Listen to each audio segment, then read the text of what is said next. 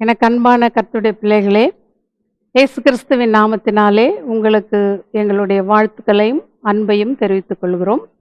இப்பொழுது chosen generation அசெம்பிளியின் போதகர் reverend doctor Victor Vimal அவர்கள் தேவனுடைய செய்தியை உங்களோடு கூட பகிர்ந்து கொள்வார்கள். நீங்கள் கேட்டு பயனடைவீர்களாக. கர்த்தர் தாமே உங்களை ஆசீர்வதிப்பாராக. ஆமேன்.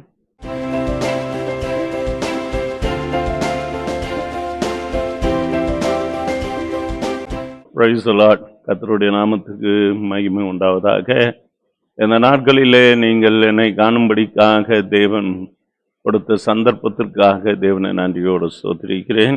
இந்த நாளினுடைய தியானத்திற்காக யோபனுடைய புஸ்தகம் 15வது அதிகாரம் 4ஆம் வசனம். நீர் பயபக்தியை வீண் என்று சொல்லி தேவனுக்கு முன்பாக ஜெப தியானத்தை குறைய பண்ணுகிறீர் என்கின்ற இந்த வார்த்தை. இந்த ஜெப தியானம் என்கின்ற இந்த வரி தான் எனக்கு மிக முக்கியமாக உங்கள் மத்தியில பேச விருப்பப்படுகிறேன். இந்த செய்திக்கு தலைப்பாக தியானம், அதாவது மெடிடேஷன். இந்த மெடிடேஷன் என்று சொல்லும் பொழுது இது ஏதோ ஒரு கிறிஸ்துவர்கள் அல்லாத வேறு ஏதோ மதத்தினர் இதை தியானிக்க வேண்டும் என்று நினைக்கிறது ஒரு தவறான காரியம். தியானம் என்கின்றது வேதாகமத்தின் கருத்துக்களை நன்றாய் கவனிப்பீர்களானால் அவைகளிலே தியானத்தை குறித்ததான ஒரு தெளிவு உண்டாயிருக்கிறது. ஒரு மனிதனுடைய தியானம் மிக முக்கியமானது. அது தேவ சமூகத்திலே குறிப்பாக எழுதப்படுகிறதாக இருக்கிறது என்கின்றது கர்த்தருடைய பிள்ளைகள் புரிந்து கொள்ள வேண்டும். ஒரு சத்தமிட்டு ஜெபிக்கும் பொழுதோ, ஒரு சிலர் கண்களை திறந்து ஜெபிக்கிறார்கள். அப்படி ஜெபிக்கும் பொழுதோ உண்டாகுகின்ற டைவர்ஷன், அதனால் சில வேளைகளிலே சரியான பதில் இல்லாமல் இருக்கிறது. கர்த்தருடைய பிள்ளைகளே, ஒரு சரியான பதில் நமக்கு தேவைப்பட வேண்டும் என்றால் முக்கியமாக தியானிக்கிறது மிக முக்கியமான ஒரு காரியமாயிருக்கிறது. எனவே மல்கியா தீர்க்க தரிசன புத்தகம் 3வது அதிகாரம் 16ஆம் வசனத்தை நாம் வாசித்து பார்க்கும் பொழுது, கர்த்தருக்கு பயந்தவர்கள் ஒருவரோடு ஒருவர் பேசிக்கொள்வார்கள், கர்த்தர் கவனித்து கேட்பார். இங்கு கர்த்தருக்கு பயந்தவர்களுக்காகவும் அவருடைய நாமத்தை தியானிக்கிறவர்களுக்காகவும் ஞாபக புஸ்தகம் ஒன்று அவருக்கு முன்பாக எழுதப்பட்டிருக்கிறது. இங்கு அவருடைய நாமத்தை தியானிக்கிறவர்களுக்கு ஞாபக புஸ்தகம் ஒன்று அவருக்கு முன்பாக எழுதப்பட்டிருக்கிறது என்கின்றது குறிப்பிடத்தக்கது. எனவே ஒரு மனிதன் பேசுகிற பேச்சுக்கு ஒவ்வொன்றுக்கும் கணக்கு ஒப்புவிக்க வேண்டும் என்றாலும், இந்த தியானிக்கக்கூடிய மனுஷன், கர்த்தருக்கு பயப்படுகிற மனுஷன் பேசிக்கொள்கிற ஒவ்வொரு காரியத்தையும் கர்த்தர் கவனித்து கேட்பார். ஆனால் தியானிக்கக்கூடிய மனுஷனுடைய கிரியைகள், செயல்பாடுகள் எல்லாம் ஞாபக புஸ்தகத்தில் எழுதப்படுகிறது என்கின்றது மிக முக்கியமான ஒரு காரியம். இதை மனதிலே கர்த்தருடைய பிள்ளைகள் வைக்க வேண்டும். இந்த தியானத்தினுடைய பலன் எப்படி தியானிக்க வேண்டும்? இதுக்கு மிக முக்கியமானது, அப்படி தியானிக்கின்ற வேளையிலே, சிந்தனை செய்கின்ற வேளையிலே அவர்களுக்கு உண்டாகுகின்ற தரிசனம், அந்த தரிசனத்தை தியானிக்கக்கூடிய ஒரு காரியம். இந்த மெடிடேஷன்ல இன்வால்வ்மெண்ட் ஆகக்கூடிய மிக முக்கியமான ஒரு காரியம் தரிசனம். அப்போஸ்தலர் நடவடிக்கைகள் 10வது அதிகாரம் 19வது வசனத்தை வாசித்து பார்க்கும் பொழுது, பேதுரு அந்த தரிசனத்தை குறித்து சிந்தனை பண்ணி கொண்டிருக்கையில், எனவே இவர் ஒரு தரிசனத்தை கண்டு, இது என்னமா இருக்கிறது, வானம் திறந்து இருக்கிறது, 4 முனைகள் கட்டப்பட்டு பெரிய துப்பட்டியை போல ஒரு விதமான கூடு தன்னிடத்தில் இறங்கி வருகிறது. இதையெல்லாம் பார்க்கும் பொழுது பூமியில் உள்ள சகல விதமான 4 கால் ஜீவன்கள், காட்டு மிருகங்கள், இப்படி ஒரு தரிசனம் கிடைக்கிறது என்று அதை குறித்து தியானம் பண்ணி கொண்டு இருக்கும் பொழுது, அந்த சிந்தனை பண்ணி கொண்டு இருக்கையில் ஆவியானவர் சொல்லுகிறார், இதோ 3 மனுஷர் உன்னை தேடுகிறார்கள், நீ எழுந்து இறங்கி ஒன்றுக்கும் சந்தேகப்படாமல் அவர்களுடனே கூட போ, நானே அவர்களை அனுப்பினேன் என்று அவனுக்கு சொன்னார் என்று சொல்லி பார்க்கும். முக்கியமாக இந்த தியானத்துல இன்வால்வ்மெண்ட் என்ன ஆகுகிறது என்றால் தரிசனம். இந்த தரிசனத்தை தியானம் பண்ணி கொண்டு இருக்கிற வேளையிலே உண்டாகக்கூடிய மிக முக்கியமான ஒரு காரியம் என்னவென்று சொன்னால், தேவனுடைய சத்தம் கேட்கப்படுகிறது, சந்தேகங்கள் நிவர்த்தி செய்யப்படுகின்றது, ஒரு தெளிவான விளக்கம் காணப்படுகின்றது. அதை நானே செய்தேன், அனுப்பினேன், நீ புறப்பட்டு போய் எந்த சந்தேகமும் இல்லாமல் அவர்கள் பின்னாக போ என்று சொல்லி ரொம்ப தெளிவாக 3 நபர்கள் தேடி வருகிறார்கள் என்று குறிப்பிடப்படுகின்ற காரியத்தை கவனிக்கிறோம். அவன் கொர்நேலியு வீட்டுக்கு போகிறான். எனவே எனக்கு அருமையான கர்த்தருடைய பிள்ளைகளே, இந்த தரிசனம் என்கின்றது அந்த தியானத்தினுடைய முக்கிய கூறாக இருக்கிறது. அதை தொடர்ந்து வருகின்ற வார்த்தைகள் தேவனுடைய வார்த்தைகளாய் இருக்கிறது, வெளிப்பாடுகள் நிறைந்ததாக இருக்கிறது. அதுல ஒரு அக்யூரசியை காணும்படியான ஒரு காரியத்தை இங்கு காண முடிகிறது. அடுத்தபடியாக இந்த தியானத்தின் முறைமையில இன்வால்மெண்ட் மிக முக்கியமானது, மைண்ட் என்று. இந்த சிந்தனைகள் மிக முக்கியமானது. லூக்கா 2வது அதிகாரம் வாசித்து பார்க்கும் பொழுது, மேய்ப்பராலே தங்களுக்கு சொல்லப்பட்டதை கேட்ட யாவரும் அவைகளை குறித்து ஆச்சரியப்பட்டார்கள். 19வது வசனம், மரியாளோ அந்த சங்கதியெல்லாம் தன் இருதயத்தில் வைத்து சிந்தனை பண்ணி கொண்டிருந்தார். அவைகளை குறித்து யோசித்து கொண்டிருந்தார், அல்லது அவைகளை குறித்து தியானம் பண்ணி கொண்டிருந்தால் என்று நாம் எடுத்துக்கொள்ளலாம்.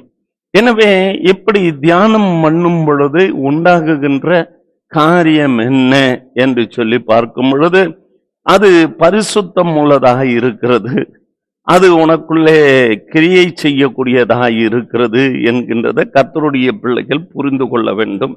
இங்கு அந்த வார்த்தை யோவான் 1வது அதிகாரம் 14ஆம் வசனத்தை வாசித்து பார்க்கும் பொழுது, அந்த வார்த்தையை குறித்து தியானம் பண்ணி கொண்டிருந்த அந்த வார்த்தையினுடைய உருவாக்க செயல் என்ன ஆகுகிறது என்றால், அந்த வார்த்தை மாம்சமாகி கிருபையினாலும் சத்தியத்தினாலும் நிறைந்தவராய் நமக்குள்ளே வாசம் பண்ணினார், அவருடைய மகிமையை கண்டோம், அது பிதாவுக்கு ஒரே பேரானவருடைய மகிமைக்கு ஏற்ற மகிமையாக இருந்தது. அப்படி மரியாள் இவைகளை சிந்தித்து கொண்டிருக்கும் பொழுது அல்லது தியானித்து கொண்டிருக்கும் பொழுது, அந்த உருவாக்கக்கூடிய சக்தி, அந்த தேவனுடைய வார்த்தையினுடைய சக்தி ஒன்றை உருவாக்கி கொண்டிருக்கிறது. அது பரிசுத்த பிள்ளையாகிய இயேசு கிறிஸ்துவை உருவாக்கி கொண்டிருக்கிறது. அதே போன்றுதான் 1 சாமுவேல் 1வது அதிகாரம் 13வது வசனத்தை வாசித்து பார்க்கும் பொழுது, அன்னாலும் கூட தேவ சமூகத்திலே அழுது புலம்பிக் கொண்டிருந்த சூழ்நிலையிலே அவளுடைய இதயம் மாத்திரம் பேசி கொண்டிருந்தது, உதடுகள் அசைந்தது என்று சொல்லி பார்க்கிறோம். பார்க்கிறவர்கள் கண்ணுக்கு ஏலி தாத்தா அவரும் அந்த ஆசாரியனும் ஏதோ குடித்து வெறித்து இருக்கிறாள் என்று நினைத்து பார்த்தார். ஆனால் அங்கு ஏற்ற காலத்திலே, ஒரு உற்பத்தி காலத்திட்டத்திலே ஒரு குழந்தை பிறந்தது. அந்த குழந்தைக்கு சாமுவேல் என்கின்ற பெயர். சமஸ்த இஸ்ரவேலுக்கு அவன் ஒரு தீர்க்கதரிசியாய் மாறினான் என்று சொல்லி பார்க்கிறோம். எனவே இந்த உருவாக்கக்கூடிய ஒரு சக்தி, நிந்தைகளும் பரியாசங்களும் ஏளனங்களுக்கு மத்தியிலே தான் செய்யக்கூடிய பொருத்தனை, தேவ சமூகத்திலே அவள் விண்ணப்பம் பண்ணுகிற காரியங்கள் எப்படி இருக்கிறது என்றால், உதடு அசைந்தது, இதயத்தில் பேசினாள். அந்த அன்னாளுடைய தியான முறைமைக்கு ஏற்ற பதிலை அவள் பெற்றாள் என்று சொல்லி பார்க்கிறோம்.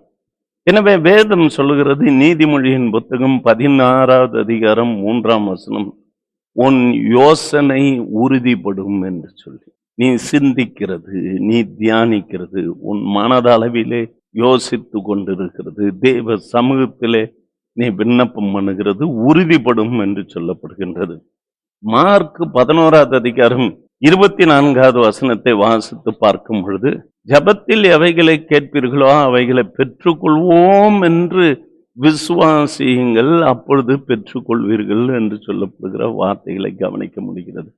பெற்றுக்கொள்வோம் என்று சொல்லும் பொழுதே அவைகள் உங்களுடைய உள்ளத்துக்குள்ளே அது ஓடிக்கொண்டு இருக்கும் பொழுதே அது உருவாக்கக்கூடிய ஒரு சக்தியை பெறக்கூடியதாக இருக்கிறது.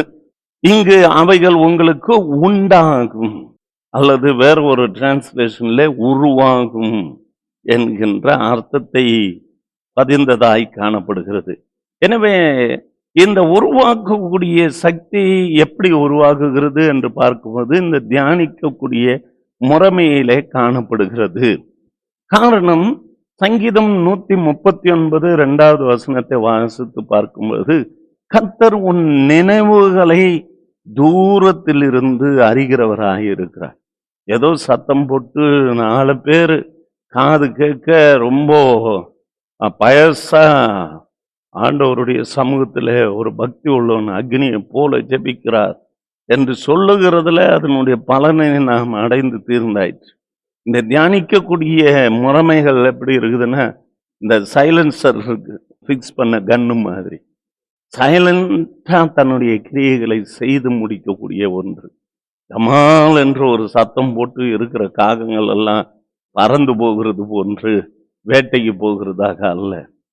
அந்த காரியம், அந்த தியானிக்கக்கூடிய முறைமைகள் அமைதியான சூழ்நிலைகளிலே அமைதியை உருவாக்கி எந்த விதமான டைவர்ஷனும் இல்லாமல் நாம் எடுக்கக்கூடிய கருப்பொருட்களை நம்முடைய கண்களுக்கு முன்பாக கொண்டு வந்து தரிசித்து விசுவாசித்து அது உருவாகும் என்று தியானிக்கின்ற வேளையில தானே அது உருவாகக்கூடிய ஒன்றை அது செயல்படுத்தக்கூடியதாக இருக்கிறது. இதெல்லாம் நம்முடைய நினைவுகளை அவர் தூரத்திலிருந்து அறிகிறார். இதுல இன்னொரு காரியம் தியானத்துக்கு மிக முக்கியமானது டைமிங்ஸ்.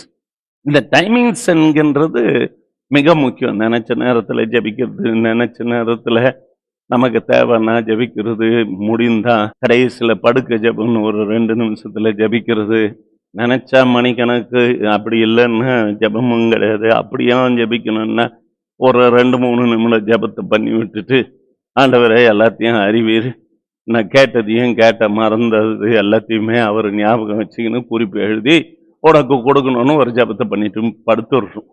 எனக்கு அருமையான கர்த்தருடைய பிள்ளைகளே, வேதம் சொல்லுகிறது, சங்கீதம் 119 148வது வசனம், உமது வசனத்தை தியானிக்கும்படி, முதல்ல வசனத்தை தியானிங்க, குறித்த ஜாமங்களுக்கு முன்னே என் கண்கள் விழித்துக் கொள்ளும்.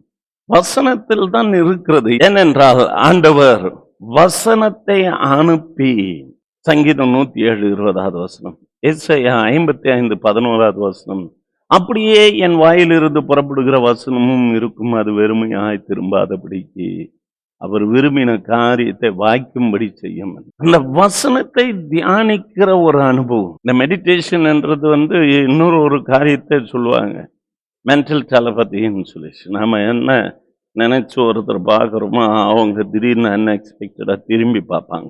இந்த வேவ்ஸ் மூவ் ஆகுது.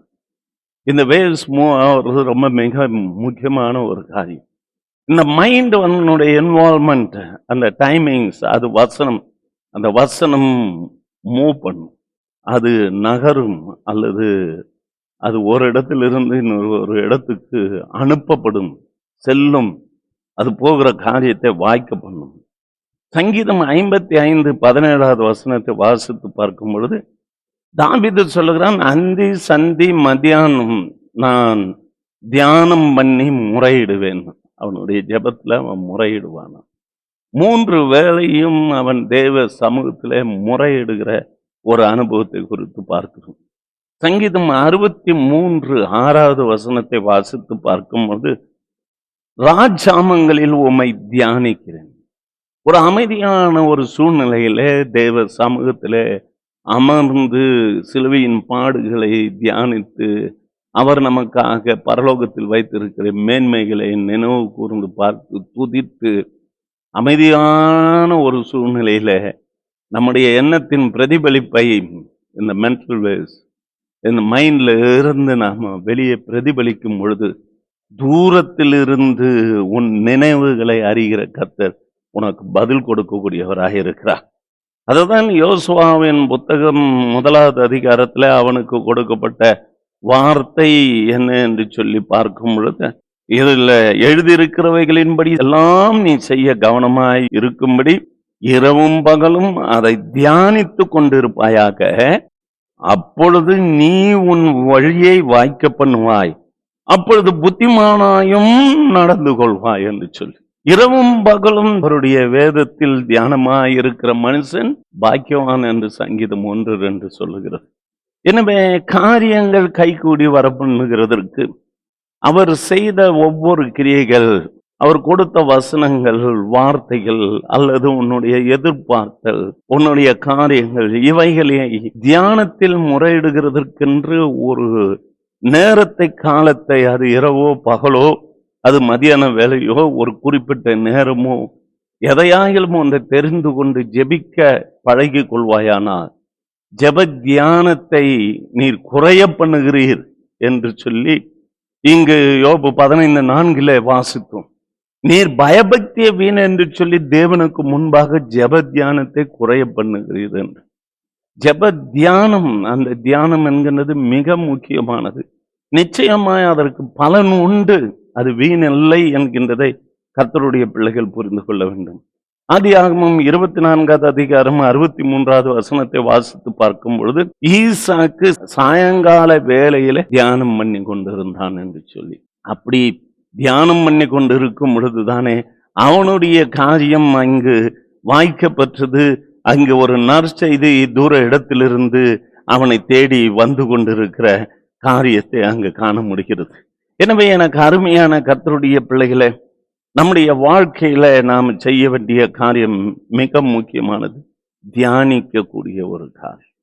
ரெபெக்காள் அங்கு வருகிற காட்சி, அவன் வாழ்க்கைக்கு ஏற்ற துணை, அதை தூரத்தில் இருந்து கண்டான். அவன் வழக்கத்தின்படி செய்து கொண்டிருக்கும் பொழுது அவன் எதிர்பார்க்கிற காரியம் அவனுக்கு நன்மைக்கு ஏதுவாய் அவனை தேடி வருகிற ஒரு காரியத்தை குறித்து பார்க்கிறோம். இதுல இன்னொரு மெத்தட், இந்த மெடிடேஷன்ல order of prayer or meditation, இது எப்படி செய்து வந்தால் நமக்கு பலன் உண்டு என்கின்றது மிக முக்கியமானது. சங்கீதம் 105:2வது வசனம், அவரை பாடி கீர்த்தனம் பண்ணி அவருடைய வசனங்களை எல்லாம் தியானித்து பேசுங்கள். முதல்ல தேவ சமூகத்தில் உட்காரும் பொழுது இந்த ஆர்டர் ஆஃப் மெடிடேஷன், முதல்ல அவரை பாடுங்கள், கீர்த்தனம் பண்ணுங்கள், வசனத்தை வாசியுங்கள், அவைகளை தியானியுங்கள், அவர் செய்த அதிசயங்களை குறித்து பேசுங்கள். பக்கத்தில் இருக்கிற ஒரு இடத்தில் பேசுங்கள் அல்லது தேவனிடத்திலேயே பேசுங்கள். மிகவும் ஆச்சரியமாக இருந்தது, எங்களுடைய முற்பிதாக்களை எல்லாம் எவ்வளவு அருமையாக நடத்தியிருக்கிறீர் என்று சொல்லி அவரை பிரைசிங் பண்ணணும். அப்படி நீங்கள் செய்யும் பொழுது கர்த்தர் நிச்சயமாக உங்கள் மேல் விருப்பப்படுவார். சங்கீதம் 119:15வது வசனம் சொல்லுகிறது, அவருடைய கட்டளைகளை தியானம் பண்ணுங்கள். அதுக்கு அடுத்தபடியாக சங்கீதம் 119 97 99வது வசனத்தை வாசித்து பார்க்கும்போது, வேதத்தை தியானம் பண்ணுங்கள், உமது சாட்சிகள் என் தியானமா இருக்கிறது என்று சொல்லுகிறார். ஆண்டவர் செய்த அற்புதமான காரியங்கள், அவர் உண்டு பண்ணின சாட்சிகள், மற்றவர்கள் மூலமாக அவர் பேசின பேச்சுகள், அவர் உண்டு பண்ணின சாட்சிகள், இவைகள் எல்லாவற்றையும் தியானித்து பாருங்கள். சங்கீதம் 148வது வசனத்தின்படியாக, உமது வசனத்தை தியானிக்கும்படி வசனங்களை தியானம் பண்ணுங்கள். அடுத்தபடியாக சங்கீதம் 49:3வது வசனத்தை வாசித்து பார்க்கும் பொழுது, என் இருதயம் உணர்வை தியானிக்கும். அதுக்கு அடுத்தது, உன் மனசு உள்ள இப்படி நீங்கள் செய்து வரும் பொழுது உங்களுக்குள் உண்டாகுகின்ற ஒரு உணர்வுகள், ஏதோ ஆட்டோமேட்டிக்கா சில பேர் சொல்லுவாங்க, ஆவியானவர் என்ன தொட்டார், அக்னிமயமா இருந்தது, உடலெல்லாம் புல்லரித்தது, எங்கோ தள்ளாடுகிறது போல இருந்தது, எங்கோ நாங்க அப்படியே தூக்கப்பட்டது போன்ற ஒரு ஃபீலிங் ஏற்பட்டது, அப்படியெல்லாம் சொல்லுவாங்க. இந்த தியானம் முறைமையில் ஒரு காரியம், என் இருதயம் உணர்வை தியானிக்கும். எனக்குள்ள உண்டாகுகின்ற ஃபீலிங்ஸ், ஆண்டவர் தொட்டதனால் உண்டாகுகின்ற காரியங்கள் அல்லது பேசின காரியங்கள், இப்படிப்பட்ட உணர்வுகளை தியானிக்கிற ஒரு அனுபவம். இந்த உணர்வுகள் வந்த பிறகு, தியானம் செய்த பிறகு, பிற்பாடு நீங்கள் செய்ய வேண்டிய ஒரு காரியம் இருக்கிறது.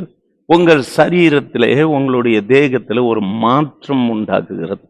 அந்த மாற்றத்தை சங்கீதக்காரன் சொல்லுகிறான், என் இருதயம் எனக்குள் அனல் கொண்டது. பரிசுத்த ஆவியானவர் இறங்கும் பொழுது பொதுவாக ஜெபிக்கக்கூடிய மக்கள் உணர்கிற அந்த உணர்வுகளை தியானத்தின் பொழுது உண்டாக்கக்கூடிய காரியம். என் இருதயம் அனல் கொண்டது, நான் தியானிக்கையில் அக்னி மூண்டது, அப்பொழுது என் நாவினாலே விண்ணப்பம் பண்ணினேன். எனக்கு அருமையான கர்த்தருடைய பிள்ளையே, எடுத்த எடுப்பிலேயே சிலருடைய ஜெபம் இதாவே ஸ்ட்ரைட் கான்டாக்ட். இயேசு கிறிஸ்து கூட தேவையில்லை, நேராக போயிட வேண்டியது. தன்னை சுத்திகரித்துக் கொள்கிறது, தன்னை தகுதிப்படுத்திக் கொள்கிறது, தியானிக்கிறது இல்லை, வசனத்தை பார்க்கிறது இல்லை, பாடல்களை பாடுகிறது இல்லை, அவரை துதித்தல் கீர்த்தனம் செய்து எதுவுமே கிடையாது. ஏக்தம் நேரா பிதாவிடத்துல போய் ஒரு ஜபத்தை ஏறெடுக்க வேண்டியது. இயேசுவின் மூலமாக கடைசியாக எது வேணும், அது வேணும், இது வேணும், எப்போதும் நீட்ஸ். இதுதான் ஜபம். எப்பொழுது ஜெபிக்க வேண்டும் என்கின்றத அந்த லாஸ்ட் மூமெண்ட். என் இருதயம் எனக்குள்ள அனல் கொண்டது, நான் தியானிக்கையில் அக்னி மூண்டது, அப்பொழுது என் நாவினாலே விண்ணப்பம் செய்தேன். அதுக்கு பிற்பாடு சங்கீதம் 55 2வது வசனத்தை வாசித்து பார்க்கும் பொழுது, சத்ருவினுடைய கூக்குரலின் நிமித்தம், துன்மார்க்கர் செய்யும் இடுக்கணின் நிமித்தம் என் தியானத்தில் முறையிடுவேன். சத்ரு, துன்மார்க்கர்கள், உனக்கு கேடு விளைவிக்கக்கூடியவர்கள், உன்னை அச்சுறுத்துகிறவர்கள், இவர்களுக்கு முன்பாக ஓ என்று கர்த்தாவே அவனை சந்தியும், அவனை அழியும், அவனை அதப்படுத்தும், அவரை கர்த்தாவே நீ சந்தித்து இல்பொருளாய் மாறி போவன ஓன்னு கத்தி ஜெபம் பண்ணிட்டு இருப்பீங்களோ? அவன் சொல்கிறான், என் சத்ருவினுடைய கூக்குரலின் நிமித்தம், துன்மார்க்கர் செய்யும் இடுக்கன் நிமித்தம். இந்த அனல் மூண்ட பிறகு தியானம் பண்ணும் பொழுது நிதானமாக தியானித்து ஆண்டவருடைய சமூகத்தில் அதை விண்ணப்பம் செய்யும் பொழுது கர்த்தர் நிச்சயமாக, அங்கு ஒரு ஞாபக புஸ்தகம் எழுதப்பட்டு இருக்கிறது, அதில் குறிப்பு எழுதப்படும் என்கின்றதை மறந்து விடக்கூடாது. அதில் நிச்சயமாக குறிப்பு எழுதி உனக்கு பதில் கொடுப்பார். அது மாத்திரமல்ல, நினைவுகளை தூரத்தில் இருந்து அறிகிற தேவன், உன் யோசனையை உறுதிப்படுத்துகிற தேவன். தியானிக்கின்ற வேளையிலே அவைகள் உருவாகக்கூடிய சக்தியை பெற்றதாயிருக்கிறது.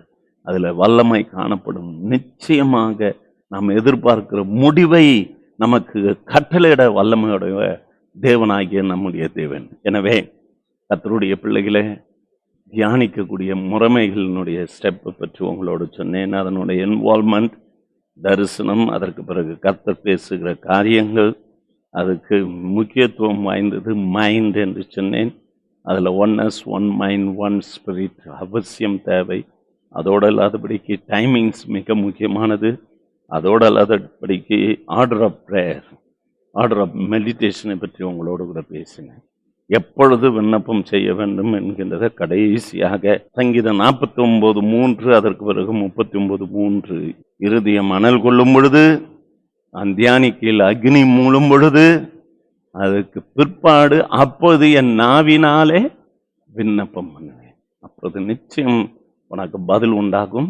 இதை செய்து பாருங்கள். கர்த்தர் நிச்சயமாக நம்முடைய தியானத்துக்கு, நம்முடைய ஜெபத்துக்கு பதில் உண்டாயிருக்கும். எப்பொழுதும் இயேசுவை உங்கள் கண்களுக்கு முன்பாக வைத்து ஜெபியுங்கள். பாடுகளை தியானித்து நீங்கள் ஜெபிக்க பிரயாசப்படுங்கள். அதற்கு பலன் நிச்சயம் நிச்சயம் உண்டாகும். நாம் ஜெபிப்போம். நல்ல தேவனாகிய கர்த்தாவே, உம்முடைய வசனத்தை தியானிக்கும் பொழுது, உம்முடைய கட்டளைகளை தியானிக்கும் பொழுது, உமது சாட்சிகளை தியானிக்கும் பொழுது, உம்மை பாடி கீர்த்தனம் பண்ணி உம்முடைய வசனங்களை எடுத்து பேசி உம்முடைய அதிசயங்கள் எல்லாவற்றையும் தியானித்து மற்றவர்களோடு பகிர்ந்து கொண்டு, அதற்கு பிறகு தேவ சமூகத்திலே நாங்கள் காத்திருந்து எங்களுக்கு கிடைக்கக்கூடிய தரிசனத்தை குறித்து நாங்கள் சிந்தித்து கொண்டிருக்கின்ற அதே வேளையில தாமே நீர் மனுஷனோடு பேசுகிறீர் என்கின்றதையும் அவர் தெல்ல தெளிவாக பேசி விளக்கத்தை கொடுத்து சரியான பாதையில நடத்துகிற காரியத்தை குறித்து பேதுருவின் வாழ்க்கையும் மரியாளினுடைய காரியத்தையும் அண்ணாளுடைய காரியத்தை குறித்து பார்த்தோம். அவர்களுக்கு எல்லாருக்கும் பதில் கொடுத்து ஒரு வெற்றியை தந்த அதே தேவன் இந்த நாளிலே இந்த முறைமையை பின்பற்றுகிற ஒவ்வொரு பிள்ளைகளோடு கூட இடைப்பட்டு அவர்களை பலப்படுத்தி வழி நடத்தும்படிக்காக ஜெபிக்கிறேன். ரீஷபாலாபரா கிரமல சந்தராதூனா மௌதிமியா, காரிலும் பிசாசின் தந்திரத்தில் ஆகப்பட்டு கான்சென்ட்ரேட் பண்ண முடியவில்லை என்று சொல்லி ஒரு கரிய சிறிய பொருள் உன் கண்களுக்கு முன்பாக தரிசனத்தை தடை செய்து கொண்டிருக்கிற தடைகள் எல்லாவற்றையும் இயேசுவின் அதிகாரமுள்ள நாமத்தினாலே டைவர்ட் பண்ணுகிற எல்லா அந்தகாரத்தின் கிரியைகளுக்கு கட்டளை கொடுக்கிற ஆண்டவரே, இந்த சத்தத்தை கேட்கிற ஜனங்களுக்குள்ள ஒரு தெளிவை உண்டு பண்ணும்படிக்காக ஜெபிக்கிறேன். ஆவியானவர் நீர் இறங்கும். பரிசுத்த ஆவியானவர் அவர்கள் மீது நிழலிட்டு அவர்களை பலன் அடைய செய்யும்படியாய் செய்கிற காரியத்தை நாங்கள் அறிந்திருக்கிறோம். அவைகளுக்கு உருவாக்கும் சக்தி இருக்கிறது என்கின்றதை ஒவ்வொருவரும் புரிந்து கொள்ள கர்த்தர் கிருபை பாராட்டும். இதுவரை தடை என்று சொல்லுகிறாயே, உன் சத்தத்தை கேட்டு தடைகளை உண்டு பண்ணுகிற சத்ருவுக்கு முன்பாக உன் தியானத்தை அதிகரிக்க பண்ணு. தூரத்திலிருந்து அறிகிற தேவன் உனக்கு நிச்சயம் பதிலை கொடுப்பார் என்கின்றதை இந்த வேளையில அறிந்து கொள்வாயாக. நன்றி ஆண்டவரே. இப்படி வருகிற ஒவ்வொரு பிள்ளைகளுடைய எதிர்பார்த்தல் என்னவோ அவைகள் எல்லாம் பூர்த்தி செய்து தடைகளை நீக்கி சத்ருவனுடைய பிடியிலிருந்து விடுதலையை கட்டளிட்டு அவைகளை மேற்கொள்ளத்தக்கதாக இந்த தியான முறைமையை அனுசரித்து வெற்றி பெற கர்த்தர் கிருபை பாராட்டும்படிக்காக ஜெபிக்கிறோம். ஒவ்வொருவரையும் வேறு விதமான ஆவி அவர்களை ஆட்கொண்டு நடத்தாதபடிக்கு பரிசுத்த ஆவியானவர் இறங்கி அவர்களை சரியான பாதையில நடத்தும்படிக்காக ஜெபிக்கிறோம். துதி கன மகிமையாவும் உமக்கே செலுத்துகிறோம் இயேசுவின் நாமத்தில் பிதாவே, amen. Amen. Praise the lord. Praise. கர்த்தர் ஆசீர்வதிப்பார். எனக்கு அன்பான கர்த்தருடைய பிள்ளைகளே, இயேசு கிறிஸ்துவின் நாமத்தினாலே உங்கள் யாவருக்கும் எங்கள் அன்பை தெரிவித்துக் கொள்கிறோம். இப்பொழுது நீங்கள் கேட்ட இந்த செய்தியானது உங்களுக்கு மிகவும் பிரயோஜனமாய் இருக்கும் என்று நாங்கள் கர்த்தருக்குள் நம்புகிறோம். நீங்களும் எங்களோடு கூட தொடர்பு கொள்ள விரும்பினால் எங்களுடைய விலாசம் reverend doctor Victor Vimal, chosen generation assembly, number 97 church street, Govindaraj Nagar, Bagayam, Vellore 632002, Tamil Nadu, south India. எங்களுடைய தொலைபேசி எண்கள் 0416-226-119. எங்களது செல்போன் நம்பர் 9443346119. கர்த்தர் தாமே உங்களை ஆசீர்வதித்து உங்களை மகிமைப்படுத்துவாராக. ஆமேன்.